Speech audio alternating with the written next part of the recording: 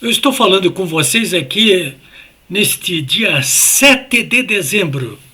São 3 horas da tarde. O Rio Grande do Sul hoje está com o tempo um pouco nublado, mas sol, temperatura muito amena, ótima temperatura. Na Serra, então, está melhor ainda, está até uma brisa fresca. Bom, senhores, eu quero conversar com vocês hoje sobre corrupção. Corrupção.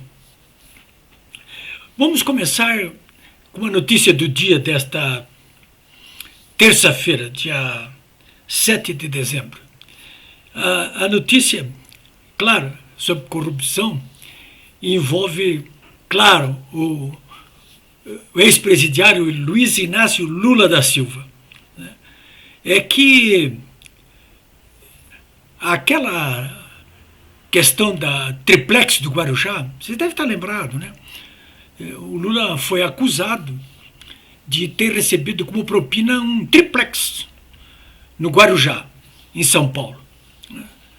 Houve investigação por parte da Polícia Federal que constatou que houve realmente propina ali, por parte da OAS, uma empreiteira.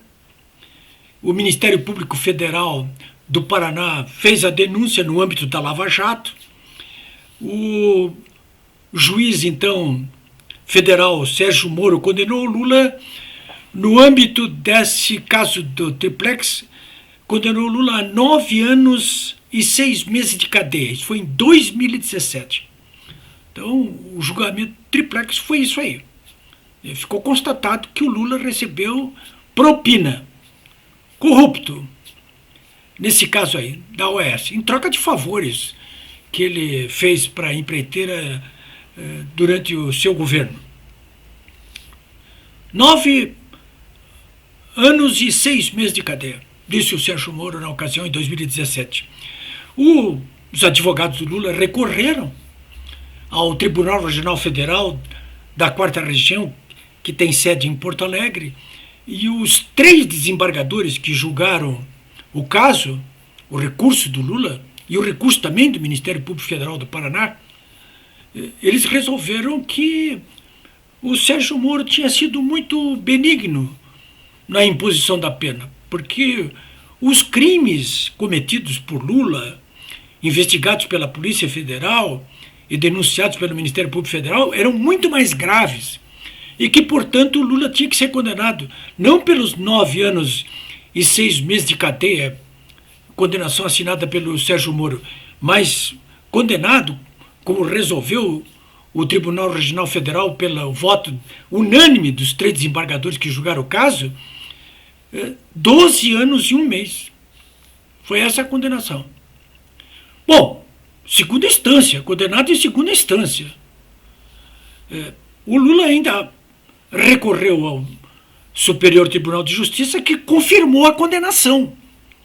Não dos 12 anos e 1 mês imposto pelo TRF4 em Porto Alegre, mas por 8 anos e 10 meses. Quer dizer, não ficou nem com os 9 anos e 6 meses do Sérgio Moro, primeira instância, nem com os 12 anos e 1 mês da segunda instância do TRF4, mas com uma nova pena, de 8 anos e 10 meses, Superior Tribunal de Justiça.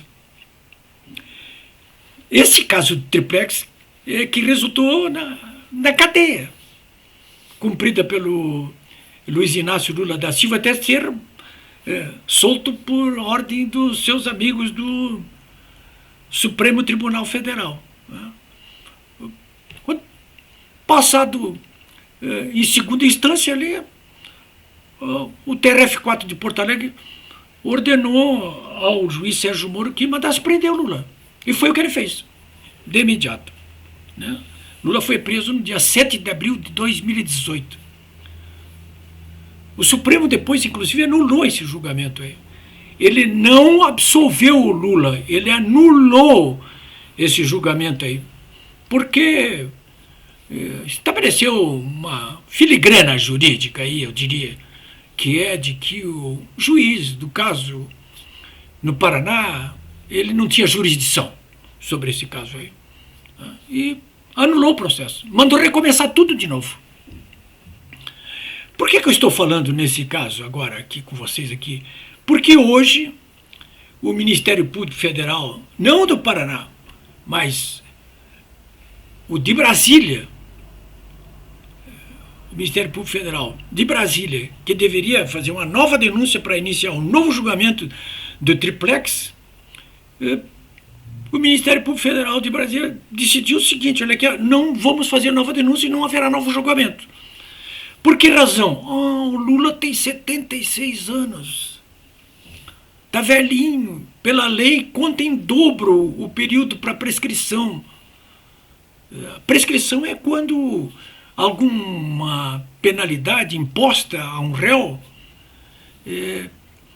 já não pode ser cumprida, porque o prazo já passou muito do que seria o total da condenação, inclusive, a que ele seria submetido. Então, o Ministério Público Federal disse: prescreveu, ele tem 76 anos, contém dobro o período de prescrição, a pena máxima que ele tomaria aí tinha que ser reduzida pela metade, e, portanto, não teria valor nenhum. Então, na área criminal é isso aí que está acontecendo. É isso que vem acontecendo. Senhores, eu já vou entrar um pouco mais adiante aí nessa questão da corrupção, mas ainda queria completar em relação ao Lula, apenas para informar a vocês. Eu vou insistir de novo.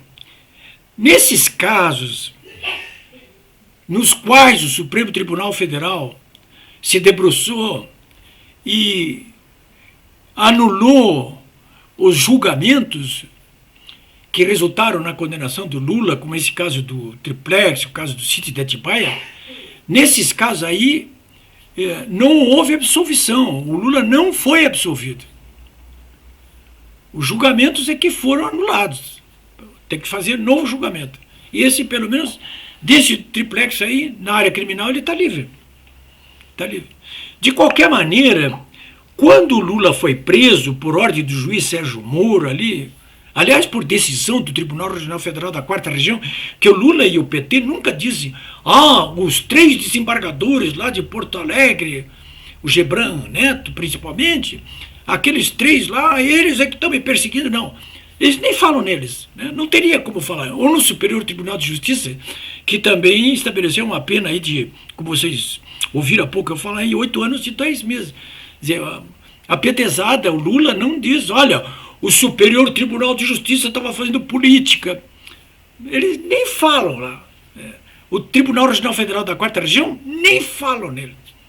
E, no entanto, quem condenou o Lula, nesse caso, do triplex, e mandou-o para a cadeia, foram justamente os ministros do Superior Tribunal de Justiça e os desembargadores do Tribunal Regional Federal da 4ª Região, que homologaram tudo o que o Ministério Público Federal do Paraná apurou e denunciou no âmbito desse julgamento do triplex. E homologou, evidentemente, a total decisão do juiz Sérgio Moro. Mas eles preferem atacar o Sérgio Moro há muito tempo, né? Eu aprendi em jornalismo e em política há muitos anos que se você tiver que atacar muita gente, escolha um, porque senão as pessoas não vão nem entender. Escolhe e ataca um, normalmente o principal, né? o mais importante, né? De qualquer maneira, eu vou fazer um resumo aqui da história para vocês, do Lula e essa é a questão da corrupção. Ele já conseguiu se livrar praticamente de 12 dos 18, 19 processos que respondia aí por corrupção, né? Mas ainda responde a 3 processos por corrupção, estão ativos, estão em andamento, inclusive, né? E 4, como esse, por exemplo, triplex, como da City, voltaram a estaca zero aí por decisão do Supremo Tribunal Federal. Bom, eu quis fazer essa introdução aqui para vocês porque acho que esse caso do Lula é um caso exemplar aí. Porque com a decisão do Supremo Tribunal Federal de anular os julgamentos, foram restabelecidos os direitos políticos do Lula. E com isso ele está apto, por exemplo, a se candidatar a presidente da República no ano que vem. E ele é candidato a presidente da República no ano que vem. Para começo de conversa, ele vai ter que explicar o seguinte: olha, o Brasil, desde 1500, teve um único chefe de governo e chefe de Estado enfiado na cadeia como corrupto. Um só. Desde 1500, um só chefe de governo e chefe de Estado foi parar na cadeia como corrupto. E esse chefe de governo e chefe de Estado chama-se Luiz Inácio Lula da Silva. É um caso único da história do Brasil. E é esse homem que se apresenta agora novamente para ser presidente da República, achando que, num passe de mágica, todo mundo vai se esquecer do que aconteceu. Vamos ver, porque na campanha eleitoral, aí, por mais que ele minta, ele não vai conseguir enganar o povo e os eleitores o tempo todo. É isso aí, é impossível que aconteça. Então, o que nós temos agora pela frente aqui, concluindo esse comentário que eu queria fazer para vocês a respeito de corrupção? O que nós temos pela frente é que a campanha eleitoral do ano que vem praticamente começou. As eleições são menos, não é nem daqui a um ano. É dentro de alguns meses nós vamos ter eleição. A campanha praticamente está na rua. E claro que um dos pontos centrais dessa campanha eleitoral será a questão da corrupção. É impossível que não seja assim se você tem como candidato o maior corrupto e corruptor da história política do Brasil, que é o Luiz Inácio Lula da Silva do PT. Um homem que comandou uma organização criminosa que foi desbaratada inicialmente no julgamento do Mensalão e que depois foi desbaratada novamente, porque ressurgiu das cinzas como uma fênix no caso da Lava Jato. Um período durante o qual a própria presidenta eleita por eles caiu do governo. Foi derrubada. É exatamente isso. Então não tem como fugir esse tipo de discussão quando você tem uma figura como essa participando das eleições. E segundo as pesquisas, eu não confio nelas, com chance de ser eleito, inclusive. Isso de um lado, o corrupto, o maior líder corrupto, ladrão de dinheiro público da história do Brasil. Do outro lado, o que nós vamos encontrar? Nós vamos encontrar o xerife que botou ele na cadeia, o Sérgio Moro, que é candidato do Podemos. E vamos encontrar também o presidente Jair Bolsonaro. E, na minha opinião, os demais candidatos não contam. Não vão contar nessas eleições. O Ciro Gomes, o João Dória, nenhum deles, Cabo Daciolo, nenhum deles, não vai contar. Eles não vão contar. O fato é que a campanha, na minha ótica, está polarizada entre esses três nomes aí. O Lula, o maior corrupto e líder de corrupção da história política do Brasil, desde 1500. O único de todos os candidatos que foi parar na cadeia como ladrão, cumprindo pena. De um lado. De outro lado, o Sérgio Moro e o Jair Bolsonaro. Vamos ver os casos do Jair Bolsonaro e do Sérgio Moro. Bom, o Sérgio Moro se apresenta, claro, pela herança que ele trouxe com ele da Lava Jato, ou seja, do combate à corrupção efetivo que ele exerceu ali durante o tempo em que foi juiz federal no Paraná. É um candidato, na prática, é um candidato de uma nota só. Tem esses méritos aí a apresentar. De tudo que eu tenho visto, ele inclusive esteve no sábado aqui em Porto Alegre, de tudo que eu tenho visto, ele se encontrou com o Eduardo Leite, o governador, inimigo ambos do presidente Bolsonaro. Por tudo que eu tenho visto durante essa campanha eleitoral inicial do Sérgio Moro, ele se apresenta realmente com domínio em relação a uma nota só, que é o da questão da corrupção. E as demais consignas. É nesse ponto exatamente que entra essa figura ímpar do presidente Bolsonaro. Porque ele não apenas herdou tudo que a Lava Jato construiu em relação ao combate à corrupção, como na prática do dia a dia do seu governo, é ele quem vem dando garantias de que os governos, eles não conseguiram mais, desde que ele se elegeu, promover atos de corrupção, pelo menos no âmbito federal, no seu governo. É isso que ele vem demonstrando na prática. É um governo que não corrompe, não admite corrupção. Vocês viram aqui há poucos dias aí que a CPI da Covid tentou de todas as maneiras desestabilizar o presidente Bolsonaro, encontrar algum ato de corrupção e não conseguiram nada disso aí. Morreu na casca essa CPI, apesar de todo o escândalo que fez, toda a lousa que fez. Não deu certo. Então nós temos esse presidente aí que está dando mostras efetivas no dia a dia de uma prática de governo anticorrupção.